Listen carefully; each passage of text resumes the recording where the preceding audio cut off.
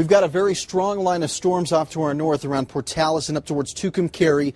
And just north of there, this is producing some very gusty winds. Check out these strong storms near the Vaughan area. We'll get down to that in just a bit, but you can see where we've got those yellows and heading into the oranges. That is where we've got the potential to see some heavy downpours. Also north of the Roswell area, and I think these storms are going to track a little bit to the north of the Roswell metro area. So I don't think it's going to be much of a deal, but if you're going to be heading on the freeway, or the highway rather, in the next couple of hours, good chance you'll run into some pretty wet roads, and also a chance for some cloud-to-ground lightning as well. If you're up in this area, you want to take cover because these storms are strong and have the history of producing gusty winds and even hail. So tonight, scattered showers and storms.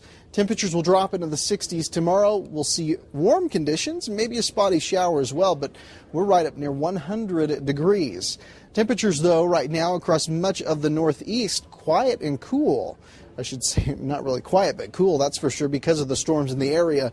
We've been right around 87 in Roswell, 86 in Carlsbad, 73 in Ruidoso, and a lot of moisture out there. It's pretty muggy, that is for sure, and one thing that we look for to help fuel some of these storms is the moisture, and it's definitely there. Where the deficit is, though, is the Four Corners, where we have dry air punching into that region, and eventually that is going to slide a little further to the east in the coming days.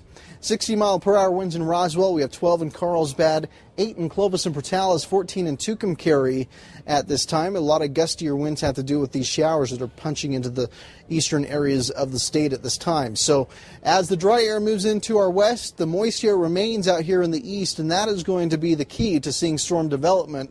Of course, we've seen that this afternoon. High pressure begins to slide across New Mexico for the middle of the week. That is going to make for a quieter weather pattern for us. However, towards the end of the week, we'll reintroduce that moisture, especially in western and central areas of the state. And a return to those showers and storms we become so used to across portions of or at least areas of New Mexico. For the precipitation forecast, showers and storms quiet overnight tonight. Matter of fact, tomorrow looking pretty quiet. Still, though, there exists a slight chance of mountain showers, even though this ridge begins to move on over. One thing is for sure, though, is this high is going to springboard, or at least compress the air, and as it compresses, it's going to heat things up. So temperatures by the middle of the week, and we mentioned this earlier, are going to be some of our hottest of the upcoming work week. 103 in Roswell expected by Wednesday, 101 in Tucumcari, even out towards the west. They'll be well on up into the mid-90s.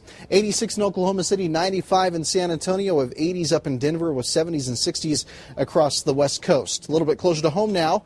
Tonight, we'll drop in the 50s and 60s, even a few 70s, with highs nearing 100 degrees in the Roswell area. 7-day forecast, there you go. A few spotty showers tomorrow, mainly coming off the mountains, and then we're triple-digit heat well on into the end of the week, even into the weekend with partly cloudy skies to mostly sunny skies, overnight lows in the 60s and 70s.